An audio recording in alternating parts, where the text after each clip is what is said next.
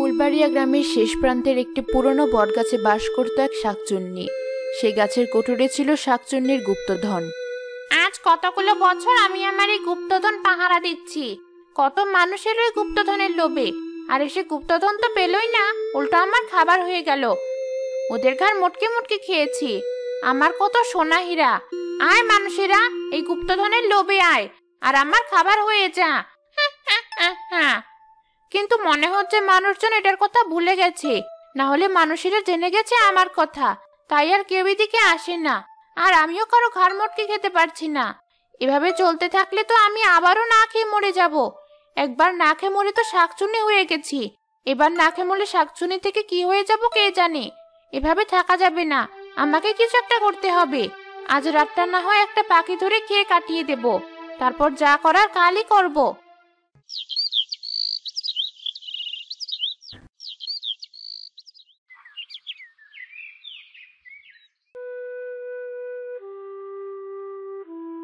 মা, আমার মাথা ব্যথা করছে মা, আমার একটুও ভালো লাগছে না। এই নবীন, আমার ছেলেটা মাথা ব্যথা কেমন ছটফট করছে, তুই দেখতে পাচ্ছিস না?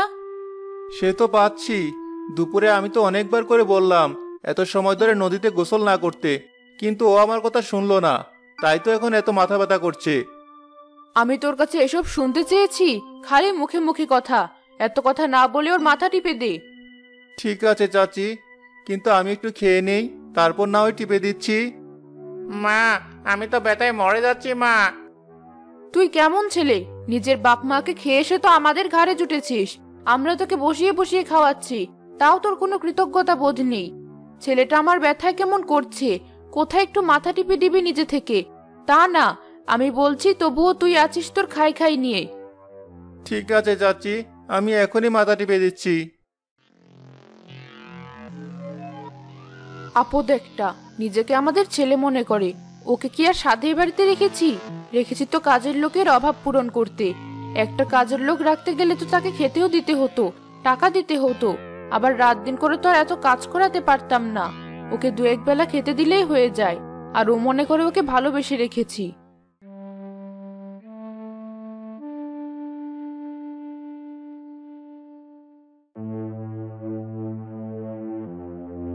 কিরে নবীন, এখানে তুই কাঠের উপর বসে কি করছিস?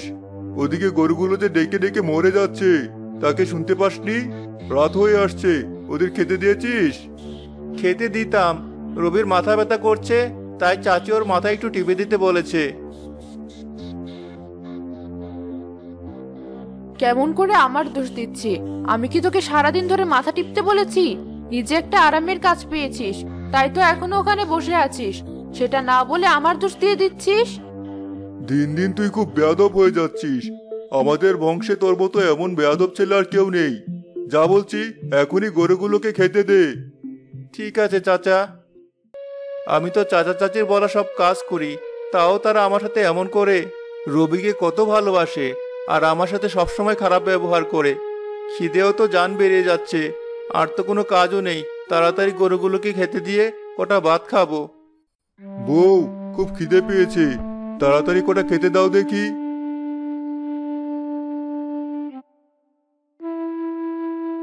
এই নাও, অনেক সুন্দর করে আজ তরকারি করেছি, যত ইচ্ছে খাও। আরে সত্যি তো, খুব মজা হয়েছে বউ। তোমার হাতের রান্না সত্যি কোনো জবাব নেই। গরুগুলোকে খাওয়ানো হয়ে গেছে, এবার গিয়ে চাচিকে বলি খেতে দিতে। চাচি, আমার সব কাজ শেষ, আমাকে কটা খেতে দাও চাচি। কি করব এখন? তুই গরুকে খেতে দিতে যাওয়ার পর তোর চাচা খেতে চাইলো, তাকে খেতে দিতে গিয়ে আমি আবার একটু গিয়েছি রান্নাঘরের কাজ করতে। এসে দেখি তোর চাচা সব ভাত খেয়ে নিয়েছে। সে তো জানে না তুই এখনো খাসনি। আমি থাকলে না হয় মানা করতাম, কিন্তু আমি তো ছিলাম না। কিন্তু আমার যে বড্ড খিদে পেয়েছে চাচি, আমি তাহলে এখন কি করব? কি আর করবি, ঘরে মুড়ি আছে, পানি দিয়ে ভিজিয়ে খেয়ে নে। যত সব আপদ এসে জোটে আমার কপালে। যাই, তাই না হয় খেয়ে নেই, আর কি করার। বাবা মা মারা যাওয়ার পর থেকে এটাই তো হয়ে আসছে। কতদিন এভাবে শুধু মুড়ি ভিজিয়ে খেয়ে দিন পার করেছি। আর বসে থাকলে হবে না, আমার বুদ্ধি কাজে লাগিয়ে শিকার করি। গ্রামের দিকে যাই একটু।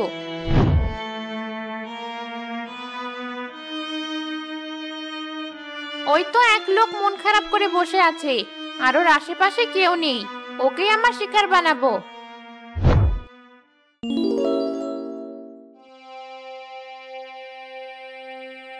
এই যে বাবা, তুমি এখানে মন খারাপ করে বসে আছো কেন? কি হয়েছে তোমার? তোমার মুখ দেখে মনে হচ্ছে কোনো কিছু নিয়ে তুমি খুবই চিন্তায় আছো। হ্যাঁ বুড়িমা, আমি সত্যি খুব চিন্তায় আছি। কিন্তু আপনি কে? আপনাকে তো ঠিক চিনতে পারলাম না। আমি এই গ্রামেরই একজন। আসলে আমি মানুষের মুখ দেখলেই বুঝতে পারি তার কি হয়েছে। আমার মনে হয় তোমার টাকার প্রয়োজন, আর তাই তোমার মনটা এত খারাপ। হ্যাঁ বুড়িমা, আমার বেশ কিছু টাকা দরকার, কিন্তু আমার কাছে কোনো টাকা নেই। আবার আমাকে যে সাহায্য করবে তেমন কেউ নেই। তাই তো আমি এত চিন্তার মধ্যে আছি। কি করব কিছুই বুঝতে পারছি না। তোমাকে দেখে আমার বড্ড মায়া লাগছে, তাই আমি তোমাকে একটি সাহায্য করতে পারি। কি সাহায্য বুড়িমা? তোমাকে আমি এক জায়গায় নিয়ে যাব। সেখানে গেলে তুমি অনেক টাকা পয়সা সোনা পাবে। তোমার আর কোনো চিন্তা থাকবে না। খুবই একটা গোপন জায়গা। আমার তো দুনিয়ায় কেউ নেই, আমি নিজেও রোজগার করতে পারি না। তাই আমিও সেখান থেকেই টাকা পয়সা নিয়ে চলি। চলো তোমাকেও সেখানে নিয়ে যাই। কিন্তু সেটা কোথায়, সেটা তো বলবেন। ওই বুড়ো বটগাছের ভেতরে যে গুপ্তধন আছে সেখানে। কি বলছেন আপনি? সেখানে গেলে তো কেউ ফিরে আসে না। শুনেছি ওখানে এক দুষ্ট শাকচুন্নি থাকে, সে সবাইকে মেরে ফেলে। তাই তো কেউ আর সেই গুপ্তধনের লোভে ওদিকে যায় না। আরে ওগুলো সব মিথ্যা কথা। যারা যায় তারা সোনা টাকা পয়সা নিয়ে অন্য জায়গায় চলে যায়, গ্রামে ফিরে আসে না, কারণ বাকিরাও তাহলে নিয়ে নেবে। তাই তুমি চলো আমার সাথে। এ তো এক বুড়ি মানুষ, উনি কেন আমাকে শুধু শুধু মিথ্যা কথা বলবেন? আর আমারও তো টাকার দরকার। যাই না একবার, গিয়ে দেখে কি হয়। ঠিক আছে বুড়িমা, চলো তাহলে। ঠিক আছে, চলো।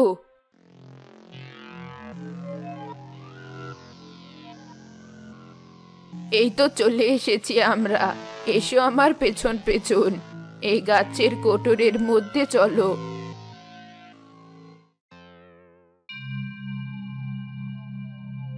দেখেছো এখানে কোনো শাকচুন্নি নেই। লোকজন শুধু শুধু বাকিদের ভয় দেখায়। হ্যাঁ, তাই তো দেখছি।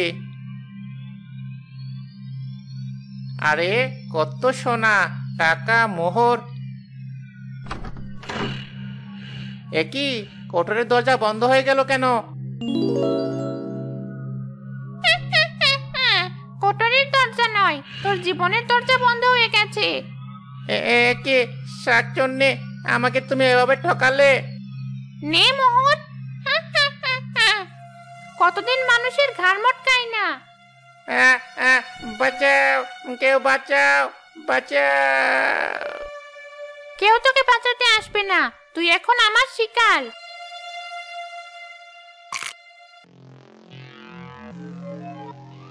এই নবীন, আমার কানের দুলটা কোথায় গেল? চাচি, আমি তো দেখিনি। তোমার কানের দুল তো তোমার কাছেই থাকার কথা। মিথ্যে কথা কেন বলছিস? আমি জানি তুই নিয়েছিস। চোর ছেলে একটা।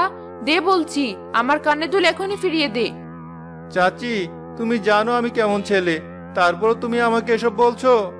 আমি জানি আমি তোমাদের কাছে থাকি, সেটাই তোমাদের সমস্যা। তোমরা এতদিন আমাকে অনেক কিছু বলেছো, আমাকে অনেক অত্যাচার করেছো। আমি কোনোদিন তোমাদের কিছু বলিনি, কিন্তু আজকের এই চোর অপবাদ নিয়ে আমি আর এই বাড়িতে থাকতে পারবো না। তাই আমি চলে যাচ্ছি। তোমরা ভালো থেকো। যা যা, জানি একটু পর ঘুরে আবার আমাদের পায়ের কাছেই আসবি। এই গ্রামে আমি আর থাকবো না। যেদিকে দু চোখ যায় সেদিকেই চলে যাব আমি।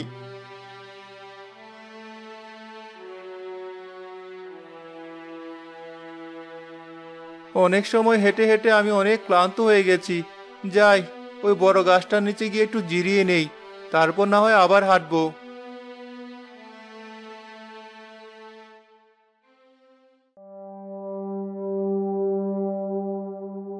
কি ভাগো আমার। হি হি হি না চাইতে একটা শিকার আমার কাছে চলে এসেছে। কিরে, তুইও কি গুপ্তধন খুঁজতে এসেছিস? কে কে কে তুমি? গুপ্তধন? আমি তো কোনো গুপ্তধনের জন্য আসিনি। যাই হোক, এসেছিস তো, এবার তোর জীবনটা দিয়ে দে আমাকে। আমি এবার তোর ঘাড় মটকাবো। তা মটকাও, এমনিতে আমার বেঁচে থাকার কোনো ইচ্ছে নেই। হে কি, এমন কথা বলছিস কেন? সবাই বাঁচতে চায়, আর তুই কিনা নিজেই মরতে চাস? হ্যাঁ চাই। আমার বাবা মা কেউ নেই, চাচা চাচি আমাকে ভালোবাসে না, তারা আজ আমাকে চোর অপবাদ দিয়েছে। তাই আমি আর বাঁচতে চাই না, মেরে ফেলো তুমি আমাকে। তোর কথা শুনে আমার খুব খারাপ লাগছে, আর তোর প্রতি অনেক মায়া লাগছে। আমি তোকে মারবো না। এই গাছের কোটরের ভেতরে অনেক সোনাদানা আছে, তোর যা লাগবে নিয়ে যা। সত্যি বলছো শাকচুন্নি?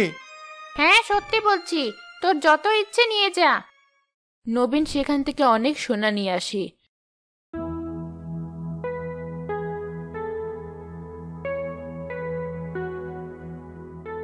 সে অনেক বড়লোক হয়ে যায়। শুনছো, নবীন নাকি হঠাৎ বড়লোক হয়ে গেছে। হ্যাঁ শুনলাম, কিন্তু এটাই তো বুঝতে পারছি না এমন হলো কি করে। আমার মনে হয় এর মধ্যে কিছু একটা আছে। চলো ওর কাছে যাই। কোনোভাবে যদি জানতে পারি কি করে এত বড়লোক হয়ে গেল, তাহলে আমরাও অমন বড়লোক হয়ে যাব। বেশ, তাই চলো। চাচা চাচি, তোমরা আমার বাড়িতে? হ্যাঁ, বড় নিরুপায় হয়ে তোর কাছে এলাম। তোর চাচার আর কোনো টাকা নেই, ওদিকে তোর ভাইটাও অসুস্থ। বল না, তুই এত টাকা হঠাৎ কোথায় পেলি? তুই যদি বলতি তাহলে আমরাও একটু ভালোভাবে বাঁচতে পারতাম। ও এই কথা, তাহলে শোনো। ঠিক আছে, আমরা তাহলে এখন আসি। চলো, আমরা এখনই ওখানে যাব। হ্যাঁ তাই চলো।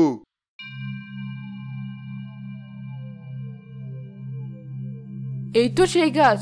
চলো, এবার সব সোনার টাকা নিয়ে যাই আমরা। সোনা নিতে এসেছিস? তাহলে নিজেদের জান দিয়ে সোনা নিয়ে যা। আমাদের মেরো না। মারবো না তোদের?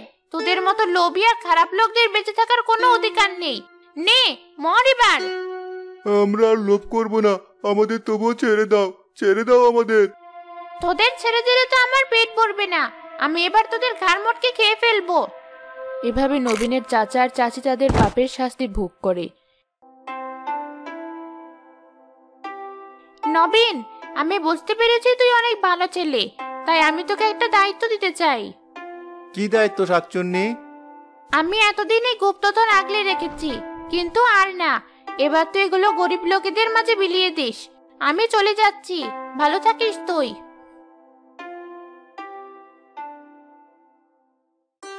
ভাই, চাচা চাচি তো তাদের লোভের জন্য মারা গেছে। আজ থেকে তুই আমার কাছেই থাকবি, তোর এখানে কোনো অভাব থাকবে না। ঠিক আছে ভাইয়া, আমাকে তুমি ক্ষমা করে দিও। ধুর পাগল, তুই তো আমারই ভাই।